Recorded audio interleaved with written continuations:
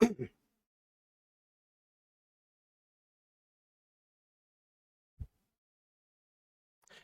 हिंद दोस्तों, नमस्कार। कैसे हैं आप सब? उम्मीद है एकदम शानदार, लाजवाब, ज़बरदस्त, बेहतरीन, जिंदाबाद और बड़े ही शानदार अंदाज में बेहद खूबसूरत तरीके से आप सभी अपनी तैयारी में पूरी तरह व्यस्त जुटे हुए, बिल्कुल इस सपने को साथ लेकर जो आपने शायद तैयारी करते समय देखा होगा।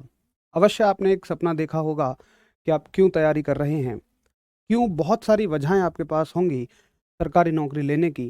तो जब भी मन करे कि यार अब तो कुछ नहीं हो रहा, कुछ और कर लेता हूँ, तो फिर उन वजहों को एक बार ध्यान में रख लेना। क्या वो वजह उन तरीकों से पूरी हो जाएंगी, उन रास्तों से पूरी हो जाएंगी जिन पे आप अब बदल के चलना चाहते हैं? शायद कभी नहीं होंगी। तो अपनी वजहों को ध्यान में रखते हुए कभी भी रास्ते मत बदलिए। अगर मंजिल तक पहुंचाना है, आप सही रास्ते पर हैं, तो हमेशा अपने रास्ते पर ही डटे रहिए। स्वागत है आप सभी का। एक क्वेश्चन के साथ शुरुआत करते हैं हमेशा की तरह, और फिर हम आगे बढ़ जाएंगे। और क्वेश्चन है आज का, आप सभी मुझे ये बताइए कि ऑक्सीजन किस तरह का पदार्थ है? ऑक्सीजन किस तरह का पदार्थ है? ऑक्सीजन किस तरह का पदार्थ है? ऑक्सीजन किस तरह का पदार्थ है, यानी कि डायामैग्नेटिक है, पैरामैग्नेटिक है या फेरोमैग्नेटिक है? ऑप्शन ऐसे हैं, ये मान लो डाया, पैरा, फेरो, यानी कि विद्युत चुंबकीय, ओ सॉरी, अनुचुंबकीय, या आपका प्रतिचुंबकीय, या लोह चुंबकीय। बताइए।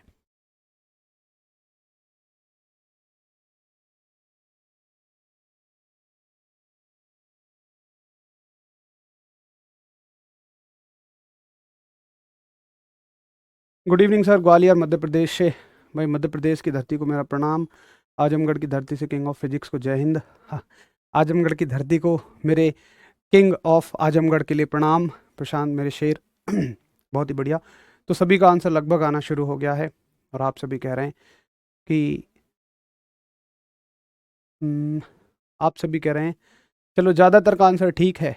कुछ बस जो जुबान पे आया वो आंसर कर दिया है कुछ ने, है ना। जैसे लगा कि यार कुछ तो बोल ही दूं, क्या पता तुक्के में ठीक हो जाए। अच्छा, जब हम शुरुआत में तैयारी कर रहे होते हैं ना, तो बिल्कुल शुरुआत में, तो हम ये सोच के भी एग्ज़ाम देने जाते हैं क्या पता तुक्के में निकल जाए। मेरे साथ तो ऐसा हुआ था।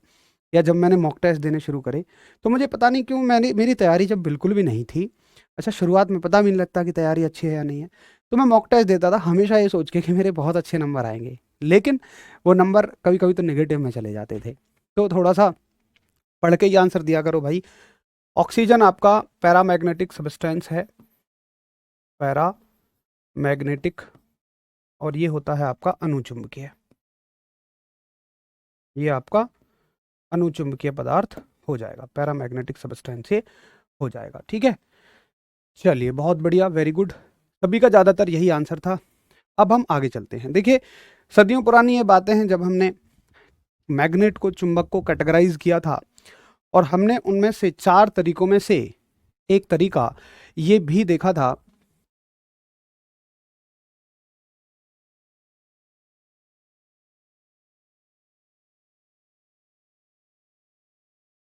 अब तो हमने एक चौथे तरह की मैग्नेट देखी थी, चौथे तरह की चुंबक हमने एक देखी थी, जिसको हम बोल रहे थे कि ये चुंबक विद्युत धारा की वजह से बनती है, और उसी को हमने कहा था विद्युत धारा का चुंबकीय प्रभाव। तो आप वही डालेंगे आज, विद्युत धारा का चुंबकीय प्रभाव। इसी टॉपिक पे हमें पूरा डिस्कशन आज करना है, और क्या क्या इससे इंपॉर्टेंट है वो सारी बातों को आज हम समझेंगे। विद्युत धारा का चुंबकीय प्रभाव, यानी कि magnetic effect, magnetic effect of electric current, magnetic effect of electric current, विद्युत धारा का चुंबकीय प्रभाव। देखिए क्या होता है विद्युत धारा का चुंबकीय प्रभाव। तो सबसे पहले एक साइंटिस्ट हुए जिनका नाम था सर ऑरस्टेड। ये बात हालांकि मैं आपको पहले भी बता चुका हूं कि सर ऑरस्टेड ने सबसे पहले ये बताया कि अगर किसी तार में आप धारा प्रवाहित कराते हो, किसी तार में आप धारा प्रवाहित कराते हो, तो उसके आसपास एक चुंबकीय क्षेत्र बन जाता है, मैग्नेटिक फील्ड बन जाता है। तो सर ऑरस्टेड बताते हैं कि अगर ये तार है, एक चालक तार है, ये है आपका एक चालक तार, यानी कि कंडक्टिंग वायर, कंडक्टिंग वायर, और इसमें प्रवाहित करा दिया आपने विद्युत धारा।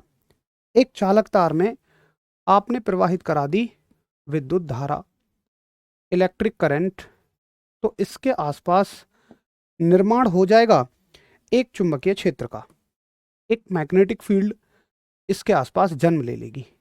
ऐसे करके एक मैग्नेटिक फील्ड बन जाएगी। यानी अगर मैं कहूँ ये एक तार है तो इसके आसपास एक चुंबकीय क्षेत्र बन जाएगा, यानी कि इस तार के इतना हिस्सा मान लो चुंबकीय क्षेत्र बन जाएगा। इसका मतलब इस क्षेत्र में आने वाली किसी भी लोह चुंबकीय वस्तु को अब ये तार अपनी तरफ खींच लेगा। तुम घर पे प्रैक्टिकल मत करना, घर पे प्रैक्टिकल करोगे तो पता चला कि विद्युत से पहले चुंबक से पहले विद्युत ने तुम्हें पकड़ लिया और फिर चीखते चिल्लाते फिर रहे हो। तो विद्युत धारा से चुंबक का बनना बताया सर ओरस्टेड साहब ने। ठीक है, इस बात को लिख लेते हैं। सर ओरस्टेड ने बताया कि विद्युत धारा चुंबकीय क्षेत्र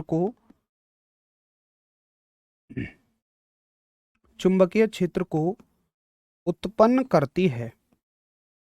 विद्युत धारा चुंबकीय क्षेत्र को उत्पन्न करती है, यानी कि इलेक्ट्रिक करंट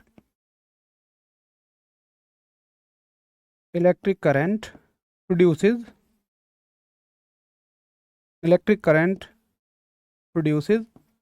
मैग्नेटिक फील्ड। ठीक है, अब लोगों ने पूछा जी चुंबक में बहुत जरूरी होता है दिशा। कैसे? आप चुंबक से बनी हुई किसी भी चीज को देखो, जैसे मोटर है, तो मोटर में क्या होता है भाई, मोटर के ब्लेड जो हैं इस दिशा में घूमेंगे तभी तो आपको नीचे हवा देंगे। अगर किसी भी वजह से वो पीछे की दिशा में घूमे, उल्टी दिशा में, तो वो हवा ऊपर देंगे, जिसका आपके लिए कोई यूज नहीं है। आप चाहते हो आजकल इलेक्ट्रिक कार आ रही हैं, तो मोटर के ऐसे घूमने पे कार आगे बढ़ी। ऐसा थोड़ी कि मोटर अपनी मर्जी से इधर घूम जाए, कार तो पीछे हटना शुरू करेगी। तो चुंबक वाले चैप्टर में दिशा का बड़ा रोल है। तो किसी ने पूछा जी इसकी दिशा कैसे पता लगेगी? अब भैया सर ओरस्टेड साहब ने कहा जी मुझे ना बता। तो फिर आते हैं इसकी दिशा बताने के लिए सर मैक्सवेल।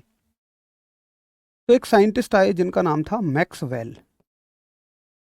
तो सर मैक्सवेल ने क्या बताया, इसकी दिशा को बताया, डायरेक्शन को बताया, और उन्होंने कहा कि देखो भाई, अगर इस तार में, इस वायर में आप ऊपर की तरफ करंट फ्लो करा रहे हैं, मतलब आपने ऐसे बैटरी से जोड़ा है कि इसमें ऊपर की तरफ धारा बह रही है, तो तुम इसको अपने सीधे हाथ में पकड़ो ऐसे, और अंगूठे को रखो करंट की डायरेक्शन में।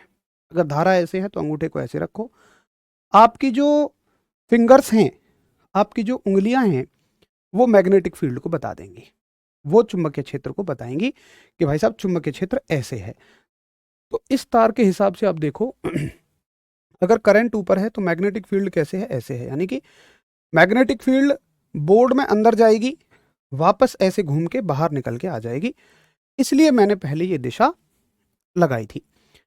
और उन्होंने इस नियम का नाम दिया, मैक्सवेल साहब ने दिशा ज्ञात करने के लिए नियम दिया, इसको बोलते हैं सीधे हाथ के अंगूठे का नियम। ठीक, सीधे हाथ के अंगूठे का नियम, यानी कि law of right hand thumb rule.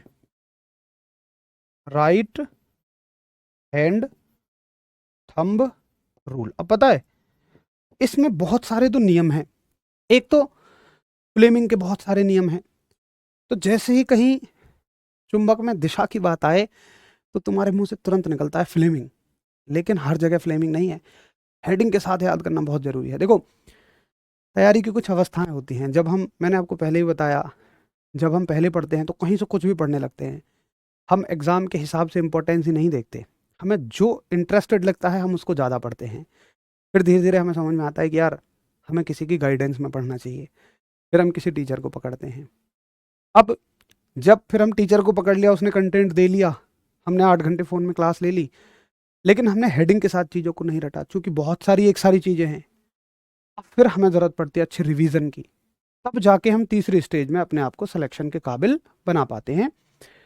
तो सिलेक्शन के काबिल आप तब बनते हैं जब हर एक चीज़ आपको हेडिंग के साथ याद हो कि कौन सी चीज़ का इस्तेमाल कहाँ है। चीज़ें पता हैं, इस्तेमाल पता है, लेकिन ये नहीं पता इस चीज़ का यहाँ इस्तेमाल है। तो भाई साहब, जब एक चालक तार में, एक कंडक्टिंग वायर में धारा की वजह से चुंबकीय क्षेत्र की दिशा की ज्ञात करने के बारे में बात हो तो आप नाम लेंगे सर मैक्सवेल का। ठीक है, चलिए जी। सर ये तो फ्लेमिंग के लेफ्ट हैंड का नियम है। देखो कहते कहते भी काम कर दिया ना नेहा नामदेव जी ने। भाई या तो आपको फ्लेमिंग का लेफ्ट हैंड रूल अच्छे से पता हो तो इस बात को, ये नहीं है। ठीक है, ये फ्लेमिंग का नियम नहीं है, नोट करो और फिर थम्स अप करना। हाँ बिल्कुल प्रशांत सही कह रहे हैं सर, जीरो लेवल से पढ़ाओ। ठीक है भाई, मैं बिल्कुल इसको जीरो लेवल से पढ़ाता हूँ। ये जीरो लेवल से है अब ये जीरो लेवल से बन गई। ठीक है, पहले ये जीरो लेवल से नहीं थी, अब ये सब जीरो लेवल से बन गई। चलो बहुत बढ़िया। अगर आप करंट को ऐसे फ्लो कराओगे, तुम कह रहे हो नहीं जी मैं तो करंट को ऐसे फ्लो कराऊंगा, तो सीधे हाथ से पकड़ो और अंगूठे की डायरेक्शन को ऐसे रखो, तो देखो मैग्नेटिक फील्ड ऐसे निकल के आएगी, मैग्नेटिक फील्ड बाहर निकल के आएगी। इससे ज़्यादा कोई जीरो लेवल नहीं हो सकता, पता है? इससे ज़्यादा कोई जीरो लेवल नहीं है। मतलब इसमें कुछ ऐसा नहीं है कि आपको कुछ पढ़ना पड़े इनको समझने के लिए। आप बहुत अच्छे से समझ पा रहे होंगे हर चीज़ को, तो ये जीरो लेवल ही है। Very good. चलिए थोड़ा सा आगे चलें। अब क्या केवल एक लंबे तार में ही, केवल इस तरह के तार में ही विद्युत धारा की वजह से चुंबकीय क्षेत्र बनता है, मैग्नेटिक फील्ड बनता है? बिल्कुल भी नहीं। बहुत सारे तरह की ज्योमेट्री होती हैं जिनमें चुंबकीय क्षेत्र बनता है। अच्छा, अब लोगों ने पूछा, अब ये बताओ जी कि जो चुंबकीय क्षेत्र बन रहा है, जो ये चुंबकीय क्षेत्र बन रहा है, मैग्नेटिक फील्ड जो बन रहा है, इसका फॉर्मूला क्या होगा? ये मैग्नेटिक फील्ड जो बना, ये मैग्नेटिक फील्ड जो बना, ये चुंबकीय क्षेत्र जो बना, इसका फॉर्मूला क्या होगा? चुंबकीय क्षेत्र को बी से दिखाते हैं। तो अब हाथ खड़े कर दिए ऑरस्टेड साहब ने भी, कह रहे जी मुझे नहीं पता इसका। तो अब एक तीसरे वैज्ञानिक हमारे पास आते हैं जिनका नाम है बायोट सेवर्ट। एक तीसरे वैज्ञानिक हमारे पास आए, बायोट सेवर्ट। और बायोट सेवर्ट साहब ने अपना एक लॉ दिया जिसे बोला गया बायोट सेवर्ट्स लॉ, यानी कि बायोट सेवर्ट का नियम। और शायद तुम इस नियम को पहली बार पढ़ोगे या कभी 12th में पढ़ा होगा तो भूल गए होगे। बायोट सेवर्ट साहब जी ने किसके लिए नियम दिया? बायोट सेवर्ट साहब जी ने नियम दिया कि अगर एक लंबा तार है, अगर एक चालक तार है और उसके आसपास कोई चुंबकीय क्षेत्र बनता है, मैग्नेटिक फील्ड बनता है ऐसे करके, मैग्नेटिक फील्ड बनता है ऐसे करके, तो उसका फॉर्मूला क्या है? ठीक है, मान लेते हैं कि ये एल लंबाई का तार है। देखिए, ये मान लो एल लंबाई का तार है। ठीक है, ये लंबाई कितनी है? एल। एल लंबाई है, एल लेंथ है। अब आप निकाल क्या रहे हो? ये फॉर्मूला है किसके लिए? अगर हम पूरी अच्छी खासी डेफिनेशन लिखें तो ये फॉर्मूला है एक सीधे लंबे चालक तार के कारण चुंबकीय क्षेत्र। तो आप ऐसे कहेंगे कि एक, इसकी हेडिंग यही बनाओ, एक सीधे लंबे चालक तार, एक सीधे लंबे चालक तार के लिए चुंबकीय क्षेत्र, यानी कि magnetic field, magnetic field for uh straight straight wire, conducting wire लिखे है ना, straight conducting wire, straight conducting wire. अब आपको पता है कि यार इसके आसपास एक चुंबकीय क्षेत्र बन जाएगा, तो आप ये बोलोगे, आप ये कहोगे कि भैया मैं इससे आर दूरी पे चेक करना चाह रहा हूं, इस तार से आर दूरी पे, है ना। आर क्या है? डिस्टेंस। आर क्या है?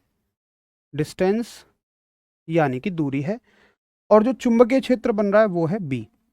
बी क्या है इसमें बनने वाला चुंबकीय क्षेत्र, मैग्नेटिक फील्ड, मैग्नेटिक फील्ड। तो फॉर्मूला क्या होगा, अब बायोट सावर्ट साहब बताते हैं कि बी बराबर फॉर्मूला होगा म्यू नॉट आई अपॉन, ये म्यू नॉट एक ही है ना, अलग अलग लग रहा होगा आपको, mu not I upon 2πr।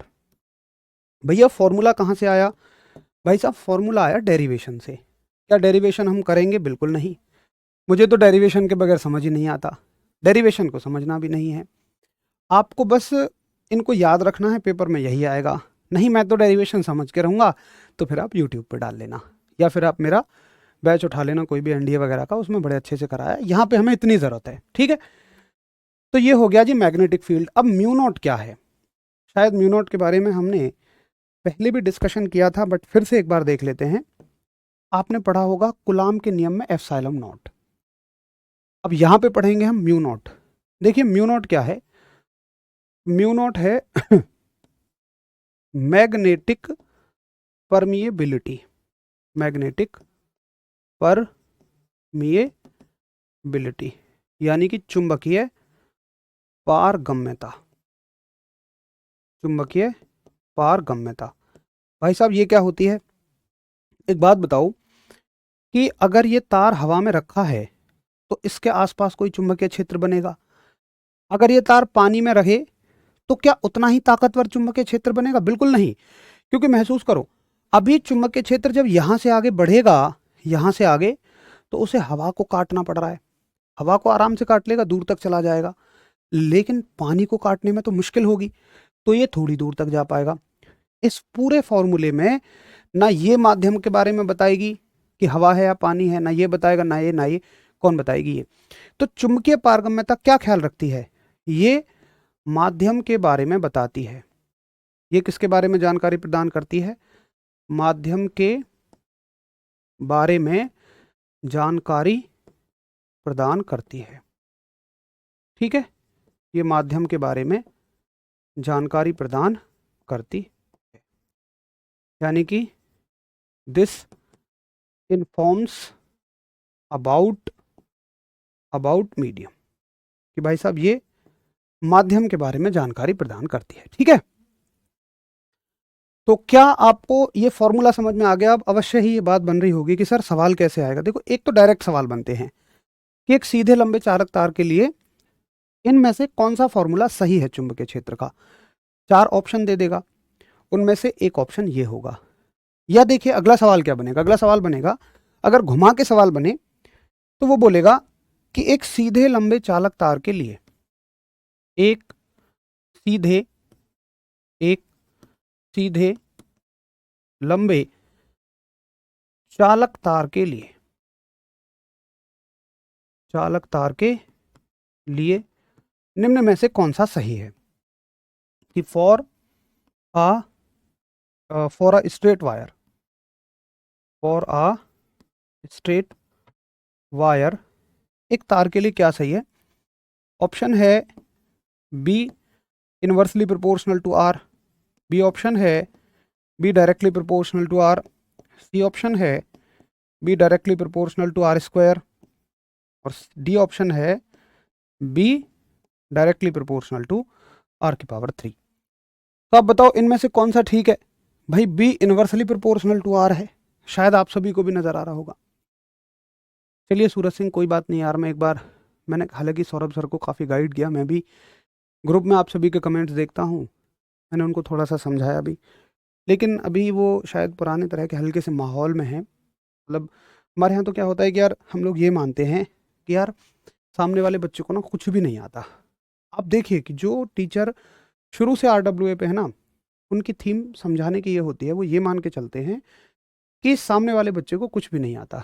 लेकिन जो, मैं किसी चैनल की बुराई नहीं कर रहा हूँ, मैं एक लॉजिकल बात बता रहा हूँ, मैं ऐसा हूँ भी नहीं कि किसी के बारे में ऐसे बुराई भलाई करूँ, बस मैं एक बात ये बता रहा हूँ कि वो ऐसा क्यों करते हैं, ऐसा बिहेवियर क्यों है कि हल्का गुस्सा होना, चीखना चिल्लाना। जो टीचर बाहर से आते हैं ना, वहाँ पे कभी ऐसे मीटिंग्स ही नहीं होती हैं, उनके जो ओनर हैं वो कभी शायद नहीं बताते इन बातों को, बट अंकित भाटी सर ने शुरू से ये गाइड किया कि भाई आप ऐसे मान के चलो सामने वाले बच्चे को कुछ नहीं आता। मैं एक बार और बोलूंगा उनको यार कि थोड़ा सा करें। बहुत बढ़िया। तो करेक्ट आंसर ऑप्शन कौन सा हो जाएगा? करेक्ट आंसर ऑप्शन हो जाएगा आपका ए। ठीक है, तो ए बिल्कुल करेक्ट आंसर ऑप्शन हो जाएगा क्योंकि बी जो है वो इनवर्सली प्रोपोर्शनल टू आर है। अब एक भाई कहता है कि सर मैंने तो इस तार को, जो सीधा तार था, उसे मोड़ के गोल तार बना दिया। ये बना दिया मैंने गोल तार और इसमें प्रवाहित करा दी मैंने आई धारा। अब तुम मुझे ये बताओ कि इसके आसपास भी एक मैग्नेटिक फील्ड बनेगा? मैं कहूँगा बिल्कुल। वो कहेगा मुझे इसके सेंटर पे मैग्नेटिक फील्ड बताओ, मुझे इसके केंद्र पर मैग्नेटिक फील्ड बताओ, मुझे इसके सेंटर पे मैग्नेटिक फील्ड बताओ, जो कि कितने डिस्टेंस है इसकी? आर डिस्टेंस है। आर क्या है इसकी? रेडियस हो जाएगी भाई। आर क्या है? आर है इसकी रेडियस, यानी कि त्रिज्या। ठीक है, अच्छा जी। अब देखो इसको फिर क्या हेडिंग देंगे? तो अब हम ये हेडिंग देंगे, अब हम ये हेडिंग देंगे कि एक गोल चालक तार के केंद्र पर चुंबकीय क्षेत्र। तो हेडिंग देंगे आप कि एक गोलीय तार के केंद्र पर चुंबकीय क्षेत्र, यानी कि magnetic field at the centre of circular wire, ठीक है। चलिए अब देखिए क्या फॉर्मूला होगा। तो हमें डेरिवेशंस तो पढ़नी नहीं है, हमें सीधा सीधा फॉर्मूला पढ़ना है कि बी बराबर इसमें हो जाएगा म्यू नोट आई अपॉन 2r। पीछे वाले से क्या फर्क है? पीछे वाले से ये फर्क है कि यहां पे पाई नहीं है, बस इतना सा फर्क है। अब अगर ये कितने क्लोज हैं, अगर तुम इनको बड़े ध्यान से ना देख के जाओ तो गलती करने के चांस बहुत हैं। अब जहां दो चीजें हों वहां बड़ी गलतियां होती हैं। तो सुनो, याद कैसे करेंगे?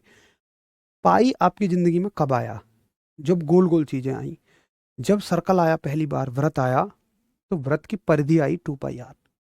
तो गोल चीजों में हमेशा पाई लगता है, लेकिन यहां उल्टा याद रखो। यहां पे सीधी चीज में तो पाई है, लेकिन गोल चीज में पाई नहीं है।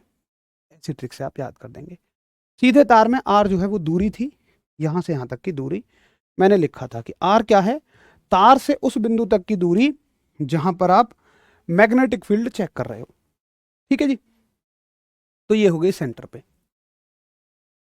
वेरी गुड, बहुत बढ़िया।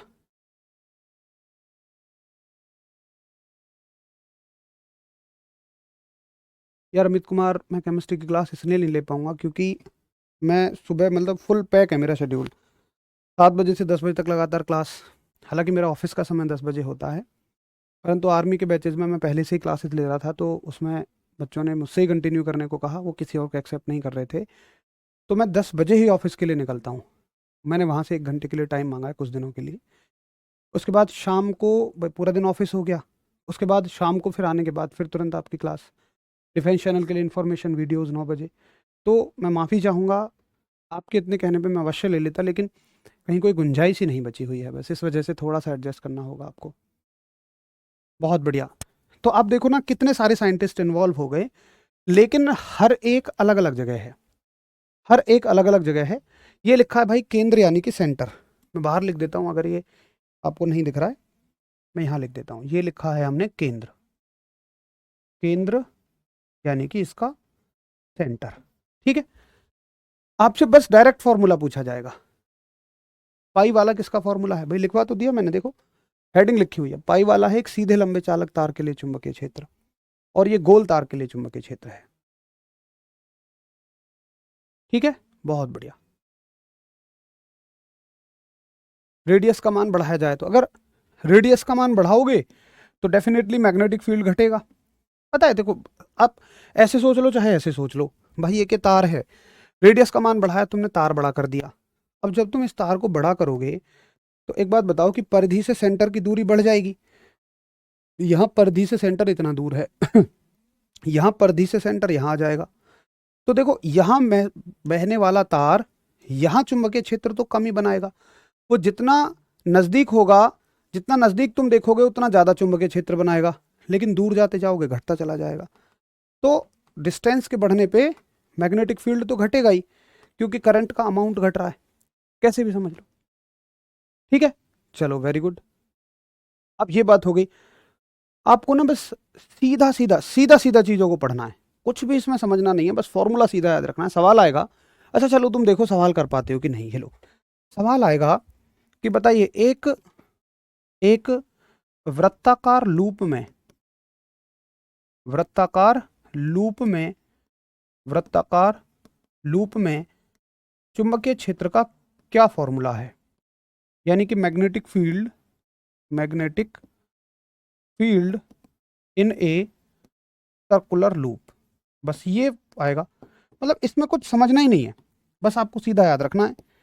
ए ऑप्शन होगा बी बराबर mu not I upon 2r, B option होगा बी बराबर mu not I upon 2πr, C option होगा बी बराबर mu not I upon r, D option होगा बी बराबर म्यू नॉट अपॉन 2r। बस ऐसे सीधा सवाल आएगा, सीधा, और इसको हम इग्नोर भी नहीं कर सकते क्योंकि ये पूछे गए हैं, इंपॉर्टेंट हैं।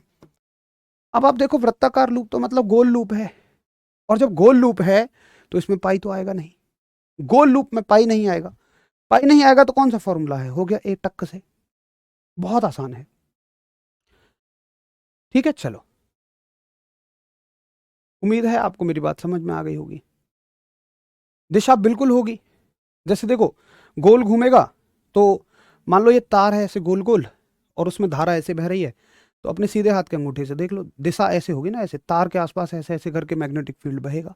लेकिन इसमें कभी दिशा नहीं पूछी जाएगी, मतलब ऐसा किसी भी टॉपिक में नहीं है कि कुछ पूछा जाता हो और मैंने स्क्रीन पे उसको ना लिखवाया हो बोर्ड पे। मैंने हर चीज़ तुम्हें करा दी, इससे बाहर कभी कुछ नहीं जाएगा। आप बिल्कुल परेशान मत होइए। आप जो क्वेश्चन सोच रहे हैं वो जायज़ हैं, हो सकता है कि वो बड़े स्तर के हों या एग्जाम से रिलेवेंट ना हो, बट जितना इस बोर्ड पे लिखा हुआ है उससे बाहर कहीं कुछ नहीं जाने का। ठीक है, चलो अब आगे आप देखिए, ये हो गई दो चीज़, एक सीधे तार में हो गई और एक हो गई आपके गोल तार में। अब मैंने क्या किया, मैंने एक अरेंजमेंट लिया, मैंने एक जुगाड़ बनाया। क्या बनाया, मैंने लिया सॉफ्ट आयरन।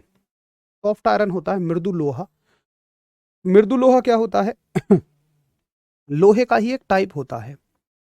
ये है मृदु लोहा, सॉफ्ट आयरन। सॉफ्ट आयरन का मतलब ये नहीं है कि हल्का लोहा होगा, मतलब लोहा लचीला होगा, नहीं।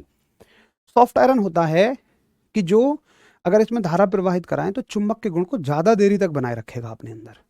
लोहे में कुछ मिलाते हैं तो मृदु लोहा बनता है, और उसके ऊपर मैंने बहुत सारा कॉपर का तार लपेट दिया। ये लपेट दिया मैंने बहुत सारा कॉपर का तार। अच्छा, क्या आप सभी ने ऐसा अरेंजमेंट कहीं देखा है? अगर नहीं तो आओ दिखाई देता हूं पहले, फिर आपको बढ़िया समझ आएगा। एक बार देखिए आप, ये अरेंजमेंट, इसको बोलते हैं हम इंग्लिश में सोलेनॉइड यानी परिनालिका। सोलेनॉइड, सोलेनॉइड यानी कि परिनालिका, इसको हम इंग्लिश में बोलते हैं। पहले देख लेते हैं, फिर आपको बेहतर समझ में आएगा।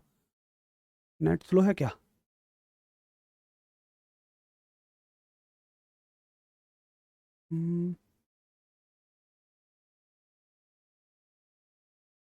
नेट स्लो है हमारा शायद यार, दूसरी टैब में देख लें एक बार। एक सेकंड का वेट कर लो, थोड़ा सा नेट स्लो है शायद। नहीं, उससे तो कोई फर्क नहीं पड़ेगा, नेट कहाँ से आएगा। चलो कोई बात नहीं भाई, शायद हमारा तो नेट ही स्लो है। फ़ोन में एक बार सर्च करो अपने में सोलेनॉइड, मैं इनको दिखाई देता हूँ। शायद ये हमारा फ़ोन इसमें तो खुलेगा नहीं, बहुत स्लो नेट है। अब देखो सोलेनॉइड आप सभी ने बहुत सारी जगह लगी होगी, आपने देखा होगा, वैसे सभी ने देखा, पंखे में देखा होगा, या आपने देखा होगा रेडियो में। रेडियो की जो प्लेट होती है ना, उसमें लगी होती है, काला काला सा होता है, उसके ऊपर बहुत सारा तार लिपटा होता है, वहाँ पे ट्यूनिंग के काम आती है ये, मतलब कुछ काम है इसका, ये मान लो। बहुत सारी जगह आपने देखा होगा, आप कह रहे हो कि गाड़ी के फिल्टर में देखा है, कहीं ना कहीं आपने इसे अवश्य देखा होगा। अब इसका काम क्या होता है? इसका काम होता है, इसको बोलते हैं हम सोलेनॉइड। और सोलेनॉइड का काम होता है कि करंट जैसे मिले तो हमें एक मैग्नेटिक फील्ड मिल जाए, एक चुंबकीय क्षेत्र हमें मिल जाए। जैसे देखो प्रॉपर अगर मैं देखूं तो ये होती है आपकी सोलेनॉइड। इसी में दिखाई देते हैं यहीं, अगर आपको दिख जाए तो ये होती है देखो सोलेनॉइड। ठीक है, दिख गई होगी, हरीश भैया के फ़ोन में मैंने दिखाई। अब सोलेनॉइड में क्या होता है कि करंट फ्लो कराओगे, मैग्नेटिक फील्ड मिलेगा। इसमें भी करंट फ्लो कराओगे तो आपको मैग्नेटिक फील्ड मिलेगा, इसके आसपास एक चुंबकीय क्षेत्र बनेगा। ठीक है, बी क्या है? चुंबकीय क्षेत्र, यानी कि मैग्नेटिक फील्ड। अब इसका इस्तेमाल कहाँ होता है भाई? वो सब चीज़ों में तो हमें नहीं जाना कि इनका इस्तेमाल कहाँ होता है और कैसे ये काम करती है, ये सब नहीं जाना।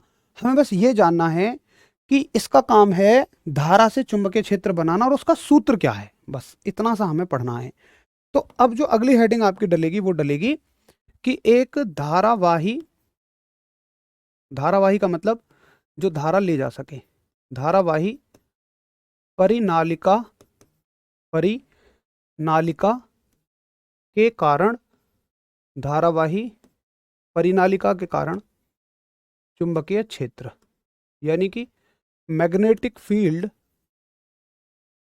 Magnetic field due to a solenoid, due to a solenoid.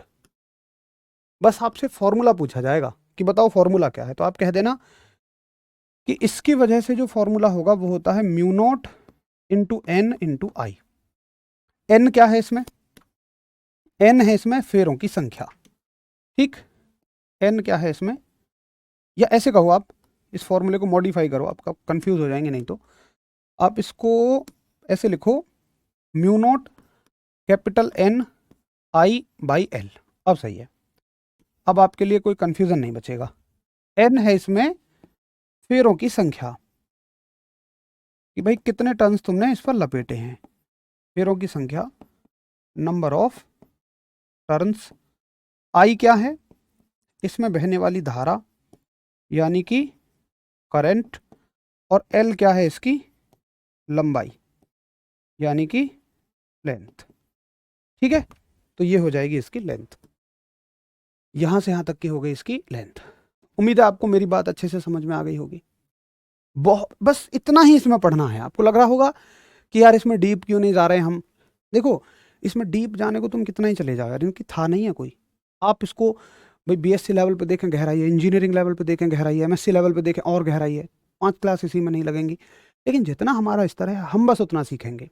मेरे हिसाब से तो ये भी आपके स्तर से थोड़ा सा ज़्यादा ही है, बट चूंकि स्पेशल फिजिक्स मांगी जा रही है तो हम लोग थोड़ा सा कंफर्ट जोन में होकर ही चलेंगे। बाकी इनसे संबंधित ना मैं क्वेश्चंस कराऊंगा आपको बहुत सारे, जब हम प्रैक्टिस सेट करेंगे तो मैं इनसे संबंधित क्वेश्चंस बहुत सारे करवा दूंगा। अभी के लिए आप ये समझो, देखो जैसे क्वेश्चन आएगा, और अक्सर आप बोलते हो कि सर क्वेश्चन कैसे आएगा, मैं एक बात बोलता हूँ कि अगर आपने एक कॉन्सेप्ट पे पकड़ बना ली तो आपको कभी ये जानने की जरूरत नहीं है इससे क्वेश्चन कैसे आएगा। मैं वादा करता हूँ जिस भी तरह से सवाल आए तुम कर जाओगे, और ना ये बताया जा सकता कि इससे कितने तरह के क्वेश्चन आएंगे। इससे 20 तरह के सवाल आ सकते हैं भाई, इससे 50 तरह के भी सवाल आ सकते हैं, पर कॉन्सेप्ट तुमने समझ लिया तो बहुत आराम से ये हो जाएगा। धारा का मान बढ़ाएंगे तो क्या होगा, खुद देखो यार तुम। अब पूछो मत ऐसी बातों को, तुम खुद बताने लायक हो यार, मुझे पूछनी चाहिए। ये इसके सीधा अनुक्रमानुपाती है, सामने लिखा हुआ है। धारा का मान बढ़ाएंगे तो चुंबकीय क्षेत्र का मान बढ़ेगा। ठीक है, तो आप क्वेश्चन लिखेंगे, देखो क्वेश्चन आएगा कि एक परिनालिका का चुंबकीय क्षेत्र निर्भर करता है, परिनालिका का चुंबकीय क्षेत्र निर्भर करता है, यानी कि magnetic field of a solenoid depends upon, एक परिनालिका का चुंबकीय क्षेत्र किस पर निर्भर करता है। ऑप्शन ए है, आपसे पूछा जाएगा फेरों की संख्या, इनका नाम देगा, है ना, मैं तो बस ऐसे ही लिख देता हूँ।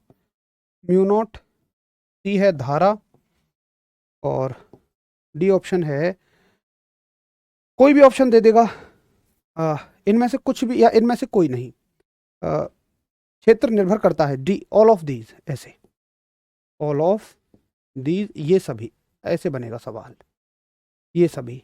तो आप खुद देखो, बस आपको फॉर्मूला याद होना चाहिए भाई। म्यू नॉट पे भी करता है, म्यू नॉट पे भी करेगा, एन पे भी करेगा, आई पे भी करेगा, यानी कि आप कहोगे ऑल ऑफ दीज पे करेगा।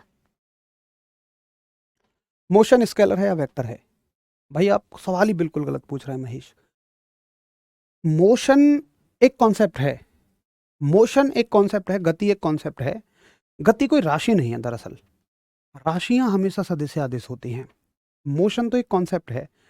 अगर तुम मुझसे वेग पूछो, चाल पूछो, मतलब मोशन के अंदर आने वाली, मोशन मानो चैप्टर का नाम है, अब चैप्टर का किसी का नाम कैसे सदिश सदिश हो जाएगा भाई? मोशन के अंडर में आने वाली क्वांटिटी जो है, राशियां जो हैं, वो सारी की सारी समझ में आएंगी।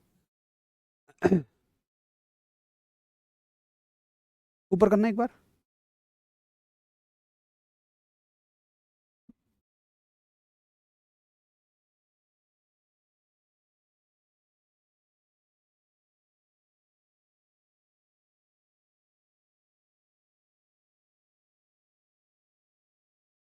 नहीं हिमांशु, ऐसा नहीं है यार, मेरी क्लास में तो जितना हम सीख रहे हैं वही सफिशिएंट है, ठीक है? ऐसा कुछ भी नहीं है कि क्लास के बाद और आपको डीप पढ़ने की आवश्यकता है, बिल्कुल ज़रूरत नहीं है, मेरी क्लास में तो सफिशिएंट है।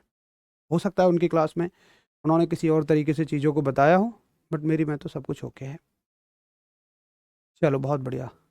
इलेक्ट्रिक और मैग्नेटिक फील्ड में क्या डिफरेंस है? अरे भाई, इलेक्ट्रिक फील्ड होता है आवेश के कारण वैद्युत क्षेत्र, मतलब एक इलेक्ट्रिक फील्ड चार्ज की वजह से, और मैग्नेटिक फील्ड जो है वो चार्ज की वजह से भी हो सकता है, नहीं भी हो सकता है। चलो बहुत बढ़िया। अभय पांडे, अगर एक आधा कोई टॉपिक रह गया है ना, तो प्लीज़ आप मुझे बता दो, अपना नंबर दे दो भाई, इनका नंबर ले लो, और मेरी टीम आपसे कांटेक्ट कर लेगी। और कोई टॉपिक रह भी गया है, बाई चांस कोई टॉपिक रह गया, देखो मैं पीडीएफ से तो पढ़ा नहीं रहा, मैं सारा हाथ से पढ़ा रहा हूँ, कहीं कोई मिस हो गया तो प्लीज़ आप मुझे बता दो, मैं सारे के सारे टॉपिक करवा दूंगा, कोई चिंता की बात नहीं है। तो ये हो गया भाई धारावाही परिनालिका के कारण चुंबकीय क्षेत्र, मैग्नेटिक फील्ड। अब हमें इसमें तो इतना ही पढ़ना था मैग्नेटिक फील्ड के केस में।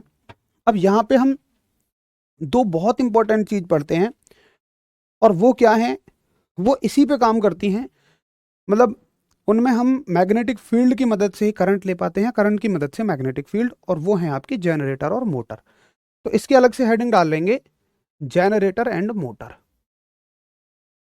जनरेटर एंड मोटर, यानी कि जनित्र व मोटर। अब देखिए जनित्र और मोटर क्या होते हैं। तो जनित्र का क्या काम है, आप सब बहुत अच्छे से जानते हैं कि जनित्र करता है, जनरेटर क्या करता है, जनरेटर में हम डीजल डालते हैं या कोई भी ऑयल डालते हैं, हालांकि ऐसा नहीं है कि डीजल से चलने वाले जनरेटर होते हैं, पेट्रोल से भी चल सकते हैं, आजकल तो सीएनजी गैस से भी चल रहे हैं, या हो सकता है कि हमने जो टरबाइन, जो आपका बांध है, जो आपका पानी से जहाँ पे एनर्जी बनती है, जहाँ पे आपके बांध बने होते हैं, बांध से हमने पानी इतनी तेजी से गिराया टरबाइन के ऊपर कि उसने जनरेटर की शाफ्ट को घुमा दिया। आप देखें अगर ध्यान से, तो जनरेटर में क्या रहता है, एक शाफ्ट होती है जो कि अंदर जाती हुई तुम्हें नजर आएगी, है ना? मेन काम है उस शाफ्ट को घुमाना, चाहे तुम उसके लिए डीजल डाल के इंजन की मदद से घुमाओ, चाहे अपने हाथ से घुमा दो, चाहे तुम पवन की ऊर्जा की मदद से घुमाओ, जिसको हम पवन चक्की कहते हैं, चाहे तुम बांध बना के घुमाओ, चाहे तुम किसी और तरीके से घुमाओ, कुल मिला के हमें शाफ्ट को घुमाना है। और जब ये शाफ्ट घूमती है तो हमें क्या मिल जाती है, विद्युत ऊर्जा मिलती है। तो शाफ्ट के घुमाने को हम क्या बोलते हैं, शाफ्ट के घुमाने को हम क्या बोलते हैं, शाफ्ट के घुमाने को हम बोलते हैं यांत्रिक ऊर्जा। तो हमें यांत्रिक ऊर्जा से क्या मिलती है, यांत्रिक ऊर्जा से, यांत्रिक ऊर्जा से, यांत्रिक ऊर्जा से, यानी कि मैकेनिकल एनर्जी से, मैकेनिकल एनर्जी से कौन सी एनर्जी मिलती है, हमें मिलती है विद्युत ऊर्जा। यांत्रिक ऊर्जा से विद्युत ऊर्जा, यानी कि मैकेनिकल एनर्जी से इलेक्ट्रिकल एनर्जी हमें मिलती है। ठीक है जी।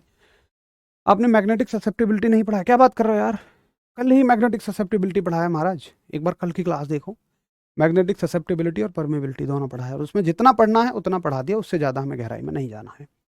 अच्छा, हाँ बिल्कुल, तीनों फॉर्मूले बायोट सेवर्ट साहब नहीं दिए थे ये वाले। अब मोटर क्या करती है भाई? मोटर को आप देखो तो घर में हम उसे इलेक्ट्रिकल एनर्जी देते हैं, है ना जी। हम उसे देते हैं कौन सी energy? Electrical energy. Electrical energy यानी कि हम उसे देते हैं विद्युत ऊर्जा। और विद्युत ऊर्जा के बदले वो हमारे बहुत सारे काम करती है। अगर घर में पानी उठाने की कहें उससे, तो वो पानी भी उठा देती है। अगर हम पंखा घुमाने की कहेंगे तो वो पंखा भी घुमा देगी। मतलब पानी उठाना, पंखा घुमाना, किसी गाड़ी को आगे धक्का देना, ये सब यांत्रिक ऊर्जा होती है। तो वो जस्ट इसका उल्टा करती है। वो क्या करती है कि इलेक्ट्रिकल एनर्जी को मैकेनिकल एनर्जी में बदलती है। वो क्या करेगी? इलेक्ट्रिकल एनर्जी को यानी कि विद्युत ऊर्जा को यांत्रिक ऊर्जा में बदलेगी। इलेक्ट्रिकल एनर्जी को मैकेनिकल एनर्जी में बदलेगी। सही है। तो ये हो गए आपके जनरेटर मोटर। अभी इसमें हमें और आगे जाना है, लेकिन मैं चाहता हूँ जनरेटर मोटर को कंप्लीटली हम कर लें, और हमारे पास समय है नहीं, केवल अभी 7-8 मिनट हमारे पास बचे हैं, तो ये आधा रह जाएगा। इससे अच्छा हम इसको कल पढ़ेंगे और बिल्कुल कंप्लीट कर देंगे। उसके साथ ही एक ज़रूरी सूचना कि कल आपकी रखी गई मतलब एक मैराथन रखी गई है। वो वैसे तो आर्मी वाले बच्चों के लिए है, लेकिन उसमें आपके बेसिक्स बहुत अच्छे से क्लियर हो जाएंगे। और वो मैराथन बहुत इंपॉर्टेंट सवालों की है, मतलब जो इजी लेवल के इंपॉर्टेंट सवाल होते हैं वो सारे कवर हो जाएंगे। इस मैराथन का समय कल 3 बजे रहेगा। आपकी क्लास भी होगी। मैं कोशिश करूंगा 5 घंटे में मैराथन खत्म करके फिर तुरंत आपकी क्लास ले लें। चाहे आधा घंटे की ही क्लास लें, चाहे हम जनरेटर मोटर को ही कंप्लीट करें, लेकिन क्लास मैं आपकी कल जरूर लूँगा। इस मैराथन के तुरंत बाद चाहे मैं क्लास ले लूँ। तो 3 बजे से आप उस मैराथन से जुड़ सकते हैं, अगर आप चाहते हैं कि हमारे बेसिक सारे सवाल कंप्लीट हो जाएं। इसमें आपके काम के तो एडवांस भी रहेंगे खैर। तो इसमें 200 सवाल बेसिक रहेंगे, 50 सवाल एडवांस रहेंगे।